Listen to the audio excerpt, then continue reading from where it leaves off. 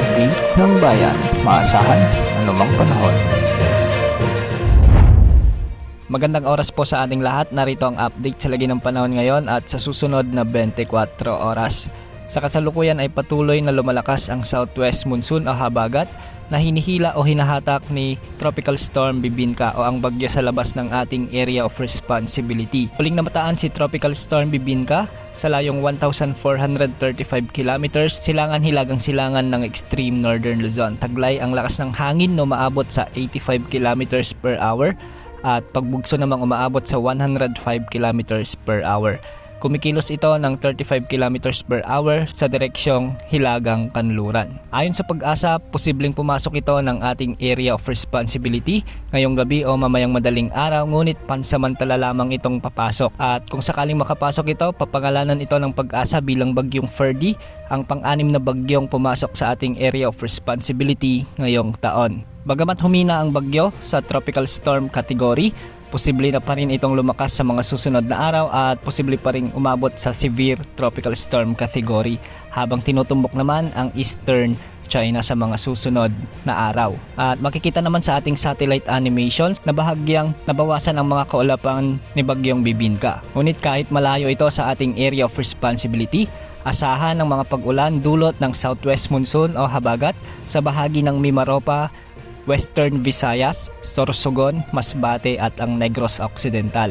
Ang mga lugar na ito ay makakaranas ng mga pag-ulan na kung minsan ay may mga malalakas hanggang sa matitinding pag-ulan kaya posible ang mga pagbaha at pagguho ng lupa. Samantala sa nalalabing bahagi naman ng Negros Island Region at ang nalalabing bahagi ng Bicol Region, asahan naman ang mga pakalat-kalat na pag-ulan dahil pa rin sa southwest monsoon na pinalalakas ni Bagyong Bibinka. Posible rin ang mga biglaang pagbaha at pagguho ng lupa, lalo na kung may mga katamtaman hanggang sa kung minsan ay malalakas na pag-ulan. Sa Metro Manila, sa buong Mindanao, Calabarzon at ang nalalabing bahagi ng Visayas, asahan din ang maulap na panahon na may mga kalat-kalat na pag-ulan at pagkidlat pagkulog, dulot pa rin ng southwest monsoon o habagat. Kaya posible rin ang mga biglang pagbaha at pagguho ng lupa, lalo na kung may mga katamtaman hanggang sa kung minsan ay malalakas na pag-ulan. At sa nalalabing bahagi naman ng Luzon, asahin din ang maulap na kalangitan na may mga kalat-kalat na pag-ulan at mga pagkidlat pagkulog. Ito naman ay dulot ng trough o extension ni Tropical Storm Bibinka. Posible rin ang mga biglaang pagbaha at pagguho ng lupa, lalo na yung mga lugar na makakaranas ng mga katamtaman hanggang sa kung minsan ay malalakas ding pagbuhos ng ulan. Sa mga oras na ito hanggang bukas ng hapon, posible ang mga malalakas hanggang sa matitinding pag-ulan dulot ng habagat na pinaiigting o pinalalakas ni Bagyong Bibinka sa bahagi ng Mimaropa, Western Visayas, Sorsogon, Masbate at Negros Occidental.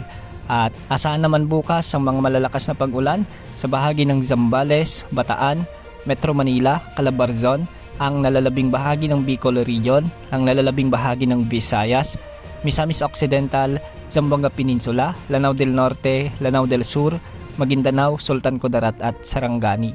Ang mga lugar na ito ay posible ring makaranas ng mga biglaang pagbaha at pagguho ng lupa, lalo na kung may mga malalakas hanggang sa matitinding pag-ulan. Pagsapit naman ng gabi bukas hanggang sa araw ng Linggo, may mga inaasahan pa ring mga malalakas hanggang sa matitinding pag-ulan sa bahagi ng Mimaropa, Aklan at Antique. Posible rin ang mga katamtaman hanggang sa malalakas na pag-ulan sa may Bicol Region, Negros Island Region at ang nalalabing bahagi ng Visayas. Sa mga kababayan natin na ilang araw nang inuulan, mag-ingat po at maging alerto sa mga biglaang pagbaha at pagguho ng lupa. Samantala, isang panibagong bagyo ang posibleng mabuo sa loob ng ating area of responsibility at labas ng ating PAR.